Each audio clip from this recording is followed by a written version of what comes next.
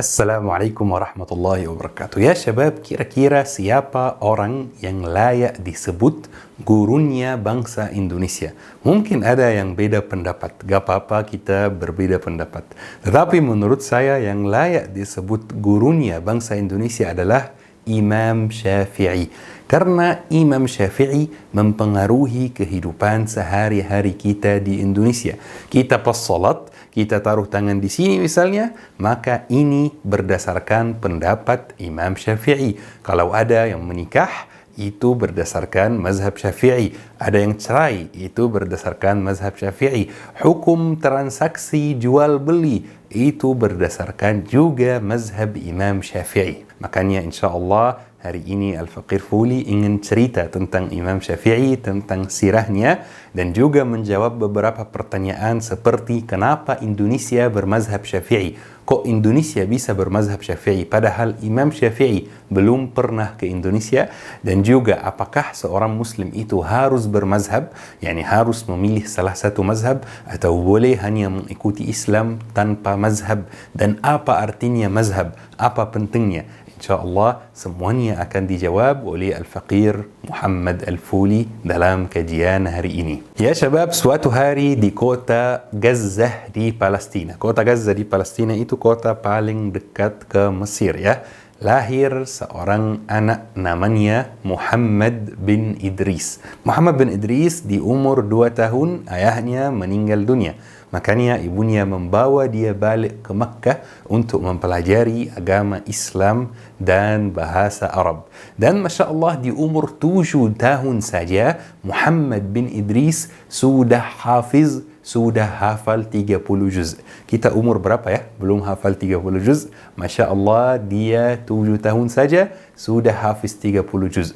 Makanya orang-orang sekitar, tetangga, keluarga mulai senang dengan Muhammad bin Idris. Sepertinya ini calon ulama besar. Dan ya syabab, di umur 10 tahun Muhammad bin Idris hafal Muwatta' Malik, kitab yang isinya pendapat dan mazhab Imam Malik. Padahal tidak perlu dihafal, hanya Al-Quran yang perlu dihafal. Kalau kitab-kitab seperti itu tidak perlu dihafal, perlu dipelajari. Tetapi Muhammad bin Idris hafal di umur 10 tahun karena kekuatannya dalam menghafal itu luar biasa. Sampai diceritakan bahwa kalau Muhammad bin Idris itu buka buku, dia itu kalau baca halaman kanan misalnya, dia tutupi halaman kiri pakai tangannya supaya tidak terhafal sebelum halaman kanan. Jadi dia baca sekali sudah hafal. Masya Allah, luar biasa kemampuan menghafal di Muhammad bin Idris. Teman-teman yang mau belajar bahasa Arab dibimbing dari nol sampai lancar insya Allah, coba hubungi Syabab Belajar Academy. Mereka ada kelas malam, kelas subuh, kelas pagi.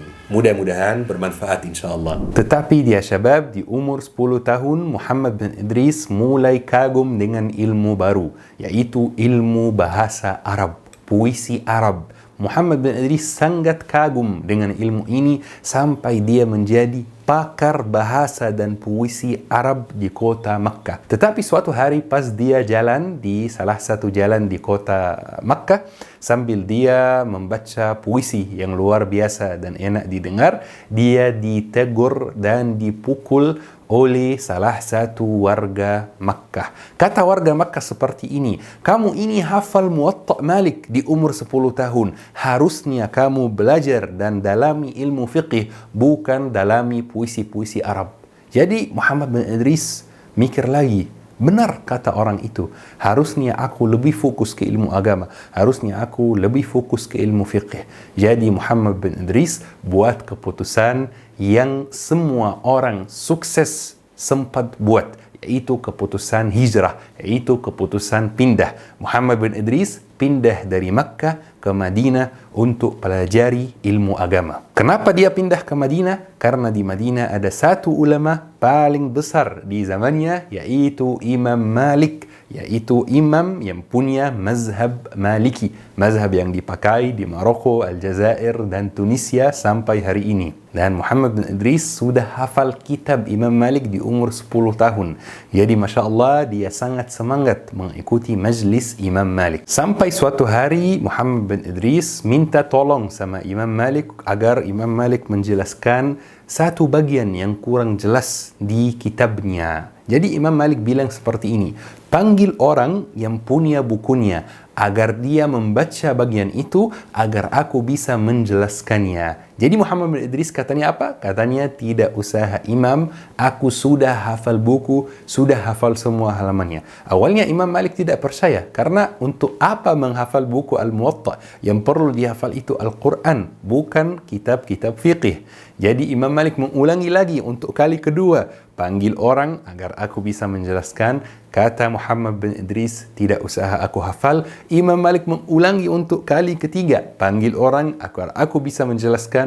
Muhammad bin Idris katanya, tidak usah aku hafal bukunya, dan benar dia mulai membaca bagian yang kurang jelas. Jadi Imam Malik kagum dengan Muhammad bin Idris dan kekuatannya dalam menghafal buku-buku. Imam Malik kagum dengan pemuda hebat itu, dan Imam Malik mendekatkannya sampai Imam Malik memperbolehkan Muhammad bin Idris menjadi mufti di umur 20 tahun, menjadi mufti di Madinah. Mufti itu orang yang ditanya kalau misalnya warga ada masalah dalam ilmu agama atau dalam transaksi atau dalam kehidupan sehari-hari.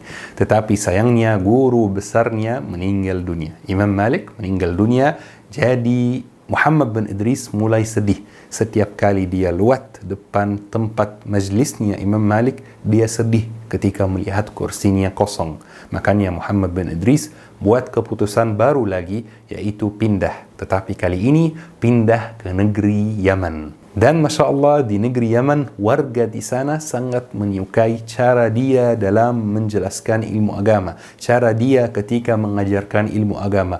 Warga sangat menikmati majlisnya dan sangat menikmati ilmunya. Tetapi sepertinya jika ada ulama-ulama yang kurang ikhlas, maka bisa iri dengan sesama ulama.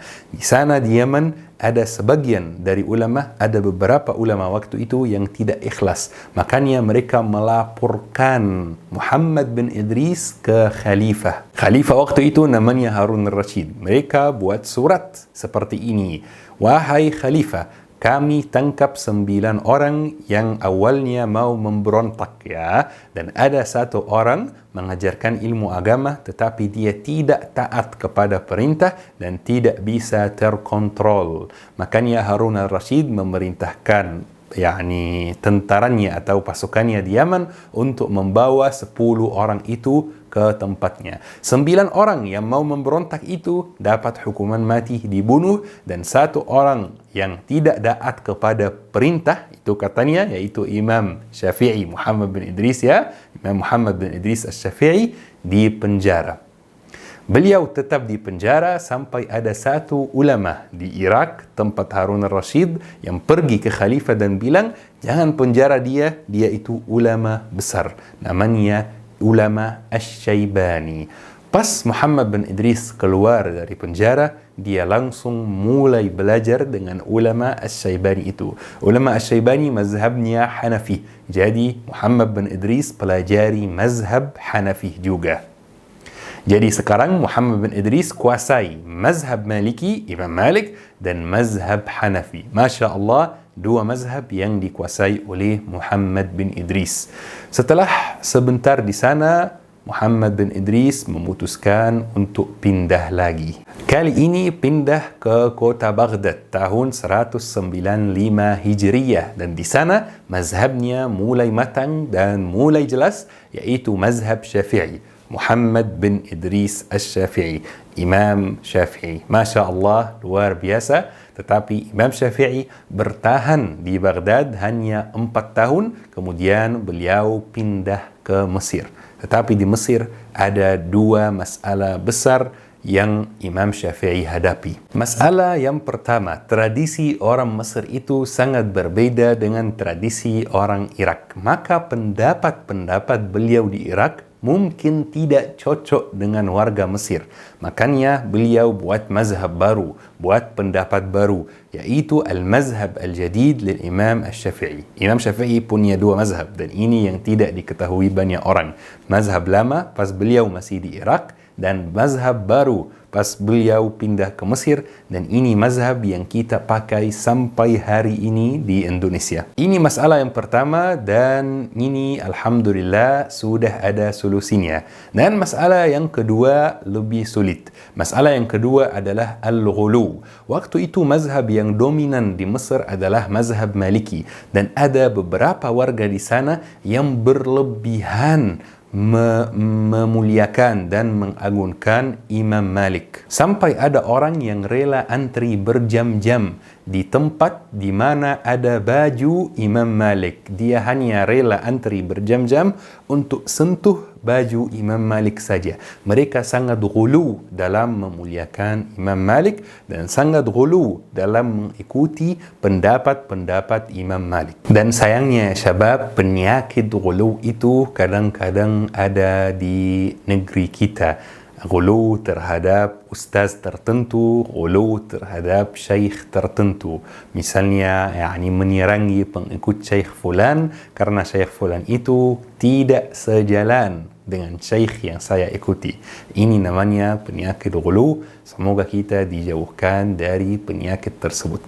Ayo kita lanjut kisah Imam Syafi'i. Jadi ya syabab, pendapat-pendapat Imam Syafi'i di mazhabnya yang baru itu tidak diterima dengan lembut di Mesir, tetapi alhamdulillah Imam Syafi'i berhasil bertahan di Mesir sampai alhamdulillah pengikut mazhabnya ini sudah sangat banyak, dan sampai hari ini warga Mesir bermazhab Syafi'i walaupun dalam beberapa urusan sehari-hari bermazhab Hanafi. Dan ya syabab, di umur 58 Imam Syafi'i meninggal dunia di Mesir dan dikuburkan di Mesir, dan kuburannya masih ada di Mesir sampai hari ini. Jika ada jamaah yang pernah ke Mesir, bisa mampir ke kuburan Imam Syafi'i. Tempatnya sangat terkenal di sana, Maqabir al-Imam al-Syafi'i.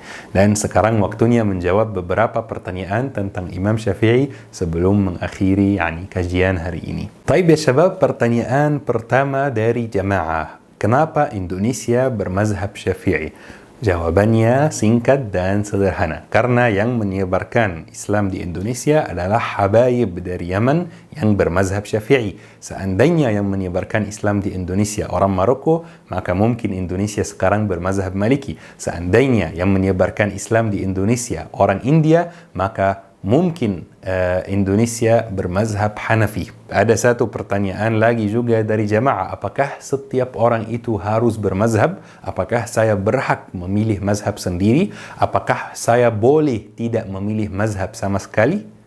Taib ya syabab, definisi mazhab dulu adalah pendapat orang tertentu. Jadi kalau kita bilang misalnya mazhab Syafi'i, maka ini artinya pendapat, jalan, atau misalnya fatwa Imam Syafi'i. Mazhab Maliki artinya pendapat, fatwa, mazhab Imam Maliki atau pendapat, fatwa Imam Maliki. Mazhab Hanafi, pendapat dan fatwa Imam Abu Hanifah Nu'man. Dan ini jawabannya singkat dan sederhana insyaAllah. Kata mazhab artinya pendapat. Jadi kita bilang mazhab Syafi'i artinya pendapat Imam Syafi'i. Kita bilang mazhab Maliki, ini artinya pendapat Imam Malik, dan seterusnya. Jadi misalnya kalau kita salat, kita taruh tangan di mana? Di sini atau di sini atau begini? Ini setiap mazhab ada pendapatnya. Jadi ujung-ujungnya Anda akan mengikuti pendapat salah satu 4 mazhab yang kita semua ketahui. Jadi tidak mungkin, tidak masuk akal ada yang tidak bermazhab. Ujung-ujungnya pasti bermazhab. Ujung-ujungnya mengikuti pendapat ulama, yakni mengikuti mazhab ulama, yakni bermazhab. Taib, apakah saya harus memilih mazhab dengan sengaja? Yakni setiap orang harus memilih mazhabnya sendiri, dan ini jawabannya tergantung posisi dan status antum. Kalau misalnya antum bukan penuntut ilmu agama, maka antum tidak perlu memikirkan soal mazhab ini. Yang perlu antum lakukan adalah mengikuti imam yang ada di tempat antum.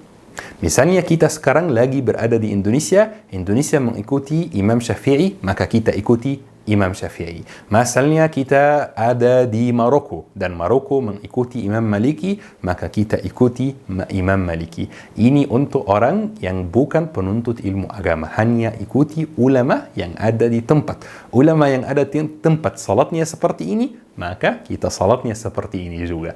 Tetapi kalau kita penuntut ilmu agama, ini beda cerita. Jika kita penuntut ilmu agama, kita boleh memilih mazhab tertentu setelah kita pelajari 4 mazhab. Tetapi tidak disarankan untuk memilih mazhab yang berbeda dengan mazhab mayoritas di tempat tinggal kita. Karena ini akan menimbulkan beberapa masalah. Misalnya kalau antum imam di masjid, dan antum mau baca Al-Fatihah. Jadi kalau mazhab Syafi'i itu bismillahnya jahar. Kalau salat Bismillahirrahmanirrahim. Alhamdulillahi Rabbil Alamin. Kalau mazhab Hanafi, bismillahnya sir. Langsung Alhamdulillahi Rabbil Alamin. Kalau mazhab Maliki, tidak pakai bismillah. Jadi coba kalau warga atau jamaah terbiasa mendengar imamnya baca bismillah. Kemudian tiba-tiba imamnya tidak baca bismillah. Pasti dibisikin gitu. Pasti ada warga, ada jamaah yang bilang ini pasti imam sesat. Karena mungkin mereka awam, mereka tidak tahu. Jadi daripada menimbulkan masalah dan fitnah seperti ini, ikuti mazhab mayoritas yang ada di tempat tinggal antum. Semoga insyaAllah kajian hari ini bermanfaat. Semangat menuntut ilmu dan syukran. Wassalamualaikum warahmatullahi wabarakatuh. تعلمت عنك الكثير فأرجو استقام الخطى والمسير.